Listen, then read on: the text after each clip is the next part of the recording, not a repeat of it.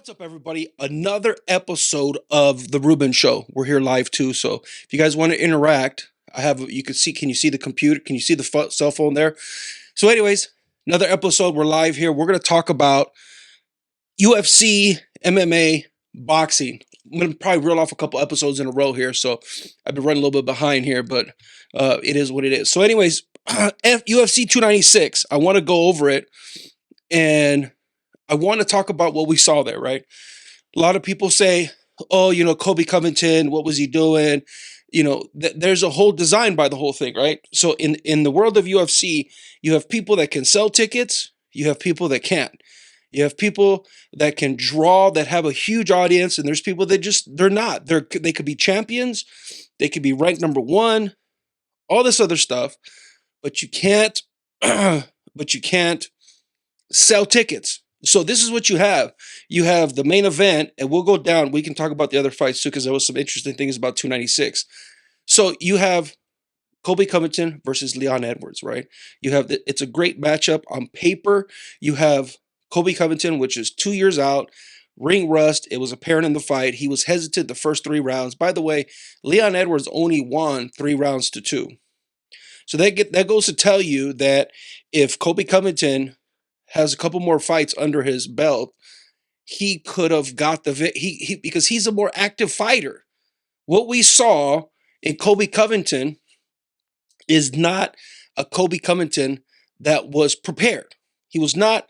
He was kind of fearful of the fact that Leon Edwards is a very, very capable fighter. He beat Kamaru Usman, who beat Coby Covington, who Kamaru Usman beat a bunch of people. Now, Kamaru Usman, if we're going to go a little bit back here, Kamaru Usman was injured. He has some bad knees, as stated on the Joe Rogan podcast, and there's a bunch of things with Kamaru Usman, so he's kind of maybe retired, right? He's coming back, but he's not going to be the same because he's just physically not there. But anyways, Leon Edwards got the victory over those guys. He has the belt. Now he's fighting Coby Covington. Now, Coby Covington, the reason why he was there, okay, the only reason why he was there and they didn't do the fight in England, which would make sense, is that Leon Edwards is not the type of champion that is going to put himself out there. And you say to yourself, well, I'm a Leon Edwards fan and he's a great fighter. Yes, he's a great fighter. Nobody's disputing his ability. But, there's a big but there, right? When you're at that level of champion in the UFC or even boxing, because and I'll relate this to boxing too. If you're a champion at that level, you have to not only be an amazing fighter, you have to fight consistently, but you have to have an amazing personality to have what they call a true prize fighter, where you're selling a bazillion tickets, you're putting seats in, you're selling merch, you're doing all this other stuff. And it doesn't mean that you have to win all the time. What it means is you have to be settled down. Okay, absolutely settled down. So, and so this is the life. That's why you can see the phone in the video. Okay, so anyways, so that's what you're seeing, right? Is you have one guy in Coby Covington that can sell tickets. Polarizing character. He has a lot of appeal. He has an audience. He speaks really good English. I mean, and that's a factor in the UFC, right? Some fighters they're not from the United States, so they don't speak English. What's going on, trucker Jed? And so the idea is you put that guy in there to sell tickets, to get it sold out, to do all that other stuff, because Leon Edwards, the champion, is just not a ticket seller. He's not somebody that's going to put people in the seats for the United States. He's not well known. He doesn't get out there. He doesn't do a bunch of interviews. He's a little bit of a recluse. He's quiet. He's an amazing fighter. I'm not taking that away from him. But in order for you to check all the boxes, you have to be like the Conor McGregors, the Floyd Mayweathers, the Oscar De La Hoyas. You have to be these kind of people where you're in the limelight, you're talking to the media, you're involved, you're in there, right? You're in there. That's a person that is highly marketable, is somebody that puts a lot of sells a lot of tickets essentially, right? So that's what you saw. Coby Covington, who had a 2.5 year layoff or 2 year layoff, you saw him come in, and it wasn't going to be a good fight, right? If you really think about it in those terms, ring rust is real. Even though Dominic Cruz a long time ago says, "What's your 20?" Utah, St. George, Utah, and so part of what happens is you you look at this fight, you say, how could it have ended up this way? Now, I didn't even think about that, him having so much ring rust, and the reason why the fight, but now it makes all sense that the fight was so slow because Coby Covington didn't want to get embarrassed by Leon Edwards, because Leon Edwards was ready for him, right? But here's the flip side to it, right? So a person like Leon Edwards, who's the champion, you're reacting to the challenger, right? You're supposed to go out there and get the victory. You're not being entertaining. Leon Edwards did not do himself any justice by his performance. Who cares that he won or lost? When you lose a fight and you're an amazing fighter and you have action and you throw it out there and you put yourself out there and you do all these good things, it matters, because that's how you sell tickets. It doesn't matter. That's why Conor McGregor was still getting big fights, because he promotes the fight. He has a crazy personality. He has an appeal. He has a huge audience. He puts himself out there. He has bravado. So him fighting is a piece of this puzzle when you look at mixed martial arts, right? It's just the way it is. Everybody talks about it. Let me make this a little bit. There you go. That's a little bit better. He talks, and that's what you see in the UFC. You see that in boxing, but there was some other good fights in there, right? So one of the better fights that was another example of this is that Alejandra Panoja versus Brandon Royval, right, for the 125 belt. Now, traditionally, that weight class doesn't sell a bunch of tickets. That's why Demetrius Johnson left, and he just was having a hard time being a headliner. But anyways, that fight was more interesting because the fighters were putting it all out there. They were tired. It was entertaining. It went the whole 5 rounds. They were trying to the challenger was trying to win at all costs. The champion was putting it on him. So you see the contrast of what you see right there, right? Then you have you have the other, Stephen Thompson got beat, right? You have Tony Ferguson. All these veterans got beat except for Josh Emmett, who was at the beginning of the main card. He got a first round knockout against Bryce Mitchell, who seemed a little bit too aggressive, and he took advantage of that aggressiveness. So what's interesting about 286, UFC 286, is a champion like Leon Edwards, it's going to be hard for him to headline another UFC. He's going to have to co-headline with somebody, maybe be the second fiddle, because you have to be interesting. You have to be interesting. And I keep talking about this, and I've talked about it in boxing too. It's not good enough that you're a champion. It's not good enough that you have an undefeated record. You have to be charismatic. You have to be willing to talk to the media. The true prize fighter puts a bunch of people in the seats. Getting casual fans to buy your fight is what's very hard. And it gives you an appreciation for a character like Floyd Mayweather, like Conor McGregor, like Manny Pacquiao, like all these guys that are really selling, like a Mike Tyson character, right? It's hard for them to it's hard to find that mix of quality fighter, an accomplished champion, and you have a crazy personality. And that equals a ton of money, which gives you the opportunity to retire early and all this other stuff and get the most out of boxing. So there's a lot of fighters that think they have that quality, but they don't. And so that's where you have this mismatch. I'll give you a great example is somebody like Francis Ngannou, who left the UFC, was a heavyweight champion. He fought against Tyson Fury. And I've talked about this before, is I don't know that he's a really good example of, he's not a prize fighter, because number one, you got now he's getting there. Now he's figured it out. That since he's left the UFC, but before he left the UFC, he was not as active. He was not as active social media wise, or in the sense that he was not as active personality wise. And you can tell that there's a shift in what he is doing because of the fact that you could just see it. You could see him playing more into the media, doing more things, getting himself out there. And that puts you in a position where you can attract more casual fans and people could buy your pay-per-views. It's not good enough that you're an accomplished fighter. We've seen that before, right? The Muhammad Ali's. What made him interesting is the fact that his personality. So that's what you saw in UFC 296. If it was a letdown, that was kind of to be expected, and they set up that match accordingly. Now, when you have really big pay-per-views, is when you have two fighters. What's going on, Low Shark? How you doing?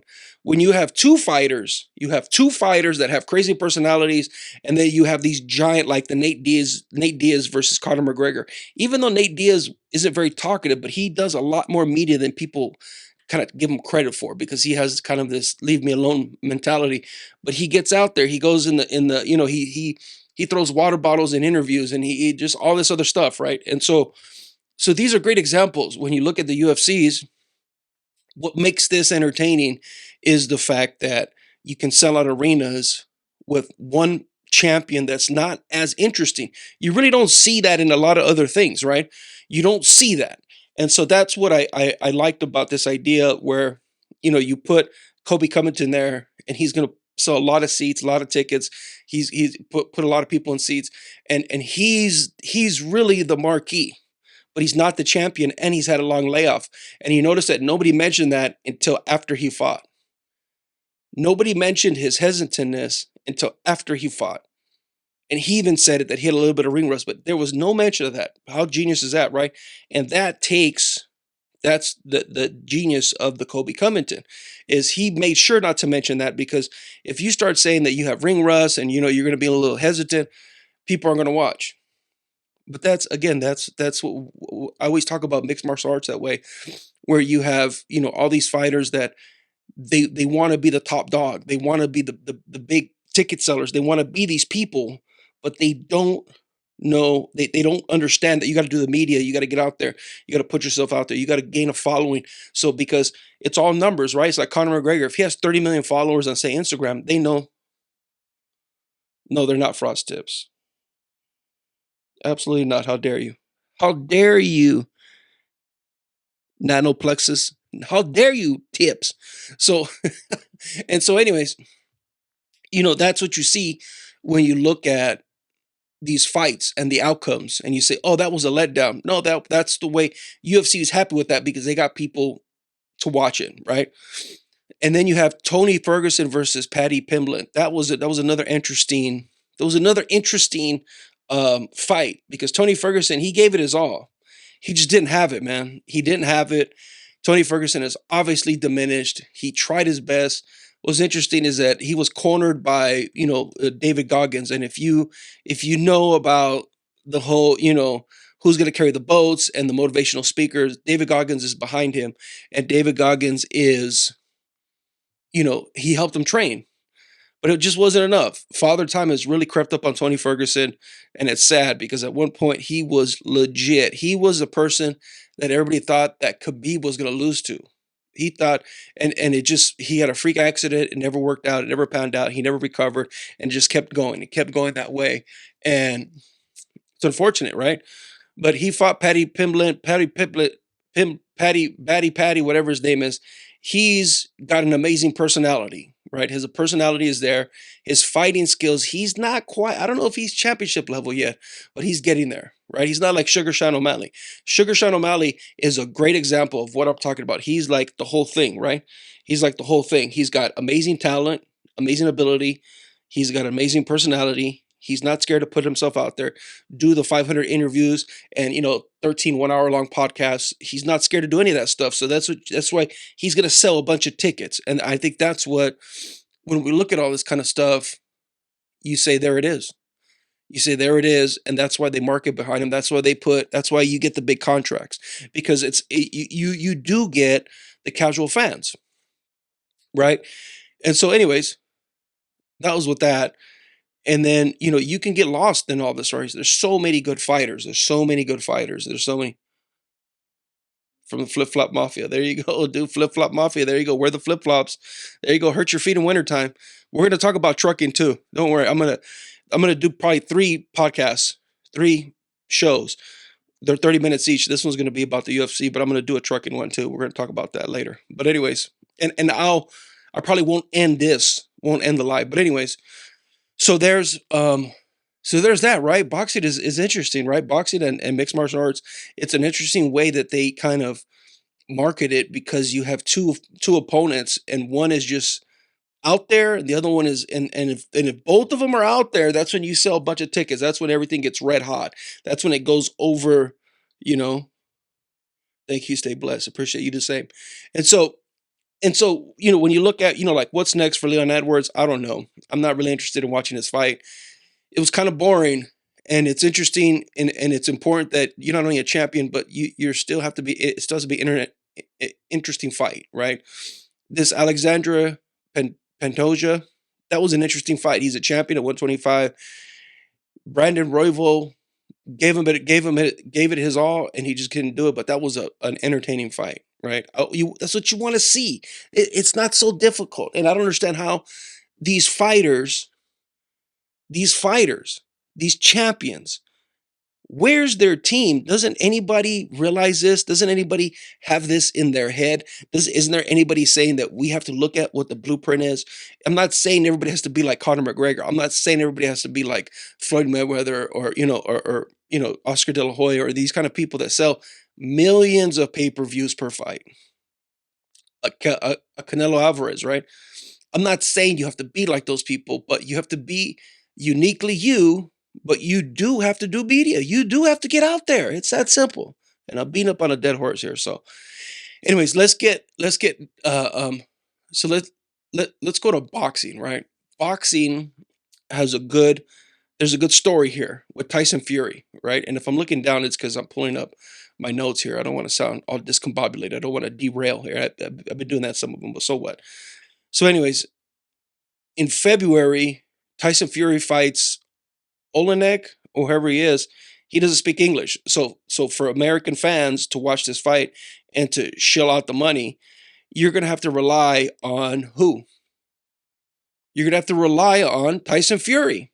Tyson Fury is going to have to carry the whole thing. And it's funny because sometimes these fighters, for February 17th in Saudi Arabia, Tyson Fury versus Olenek Usyk for the undisputed heavyweight. That's going to unify all the belts. That's going to be the whole thing right there. If Tyson Fury wins this fight, then he kind of solidifies everything. And again, Francis Ngannou fight with him was a tune-up fight. And I got some flack over that. Some people in the comments, and I made a show about that where I talked about Francis Ngannou was really a tune-up fight. Tyson Fury treated it that way, and it ended up being that way. And a lot of people say, yeah, but he dropped him. It was close. Wrong. Is because he never saw Francis Ngannou fight. Right. That's another thing too. And we're going to talk after this. I'm going to talk about Jake Paul's fight too, and that's another interesting observation too. And that'll probably be it for the podcast. But anyways, for this show, I got to stop calling it podcast. I call it a show. So anyways, Tyson Fury is going to fight. He's going to unify all the belts. This is going to be for all the marbles. This is going to be for a ton of money. This is a super interesting fight. These are two champions in their prime. Tyson Fury has been in his prime for a long time. Tyson Fury is an undefeated champ. He's the best. He's fought everybody who he's fought, and he's pulled out all these victories, right? And him fighting Francis Ngannou, do not think that he's diminished one bit from fighting that guy. That was not who he was. And the reason for that is because it was not something that you normally do where you fight a 0-0 fighter, like a warm-up fight from a guy who literally that has punching power. He's Francis Ngannou was like an anomaly because a guy that has a 0 professional boxing record but can knock you out legit. That doesn't happen. A fighter, anybody that has even 10 fights, maybe doesn't have, it's very rare that they have that punch out power. And if they were 10-0 and, coming up and they had that punch out power, they wouldn't be fighting Tyson Fury. They would have fought more warm-up fights to get them ring time. You got to get ring time. Francis Ngannou, what he didn't have was ring time. He had time in the octagon, but not time in the ring. And that's the difference for Tyson Fury. Tyson Fury has the experience. He has everything. He has all the tools. He's an amazing personality. He has his whole team. They go crazy when they start promoting the fight. So expect the new year to come, and it's just going to be outrageous. The way they're going to promote it and put it out there, it's going to be something else, right? And, so that's what you see, right? It's like, and then you see, him getting ready for this fight, he's going to have to start ramping up the media at the beginning of the year. He's probably taking the Christmas time off, and he's going on there, right? And he's going to ramp it up, and he's going to try to sell the fight and get tickets. Now, the bad part is these fights in Saudi Arabia, if they just pay so much money right off the bat, then these fighters feel like they don't have to promote it. So what happens is that because you feel like you don't have to promote it, now you're not really catching a lot of the casual fans. You're just going to get a big fat payday from the people that are putting on the promotion, and you're just going from there, right? So there's different dynamics of how these people promote the fights, because when the base, when you have to sell tickets, when you have to sell pay-per-views, and there's a little bit of desperation, and that's kind of good, right? Because it makes the champions put themselves and do things that they wouldn't do. And that's what's kind of cool about the whole deal, where you have these champion fighters and they're like, oh, I got to promote this fight. I got to do this press. The stress of having to do that, what it does is that it makes it so that you are put under a pressure that makes you change what you're doing. So it puts you in this different kind of realm where that when that happens, it changes the dynamics of the fight. Just like the referees in mixed martial arts and in boxing, right? And let me touch on the referees for a minute, and I'll touch on that, and then I'll end it with the Jake Paul fight. And so the referees, they were in that fight in the UFC 296, and this happens in boxing, but in UFC 296, the fighters, the Pantoja guy, the co-main event, he was laying on the other fighter to catch his wind. Even his corner was saying, "Catch your breath and lay on him." And that was stalling the fight, but he was doing it on purpose. And because they probably figured that the ref, I don't know if they know who that ref was, but they figured him out that he wasn't going to really break him up and make him stand up. So he kind of took advantage of that ref's style, because every ref has a style where they'll make you get up right away.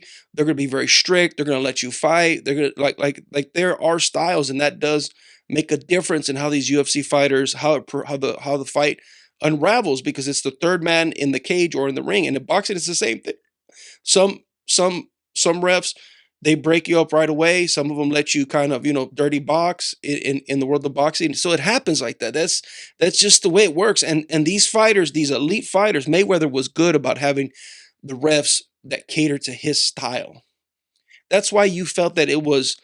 Sometimes people thought that these fights are rigged, because this is what you're seeing is they're understanding the dynamics of the ref's behavior, and they actually take advantage of it. And that's what's interesting of when you watch these fights, is you see, because Joe Rogan in the UFC 26, he commented on this a bunch of times, and this goes to my example, is that these refs, they have styles. They're not doing anything illegal, but the way that they control the cage or control the ring, it matters.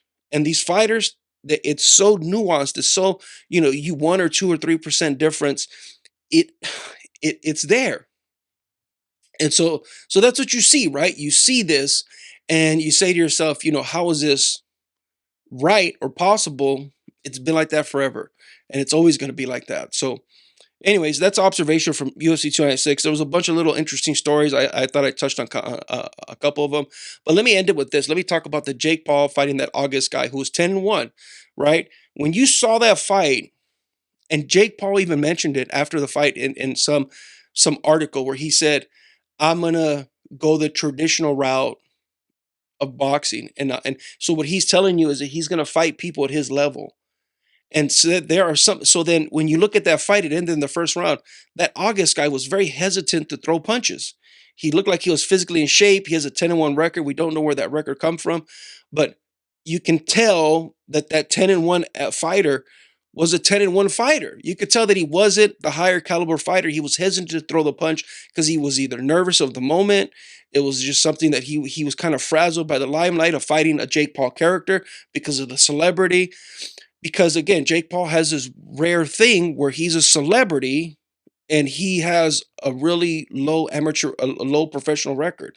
So him saying that he's going to build his record up, what that tells me is that he's actually he got in contact with some people that actually know how to build his He wants to get the Canelo Alvarez fights, and I think he probably had conversations with the Canelo people saying that I want to get a fight with you. Maybe there was that, right? And so what happened is he Canelo's not going to fight him if he has 7, 8 fights and he has, no really, he didn't work his way up. Canelo's just not going to fight him. He's not interested in that.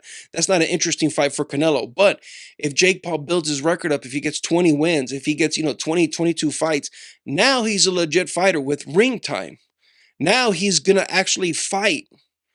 And you saw that happen in this kind of warm-up fight, and he kind of put himself in what this is what Jake Paul did that a lot of fighters are not doing, right? Number one, he fought. This is his third time he fought this year. He took a loss, then he won against Nate Diaz, and then he fought again. 3 times in the year. You know who fights 3 times in a year? Champions fight 3 times in a year. And you keep fighting 3 times in the year until you get a chance at the belt. You can't fight 3 times a year for 5 years and not get a chance at the belt. You will get a chance at the belt. And so that's what's going to happen to him. He's going to keep fighting. If he does if he fights in February, March, and then he fights in August, September, and December again, if he does it 3 times a year, it doesn't matter who he fights. As long as he keeps fighting, he builds his record up. He gets to 15-1, 16-1, 20-1. Let's say he takes another loss. Let's say he gets to 20 wins. Then Canelo can fight him.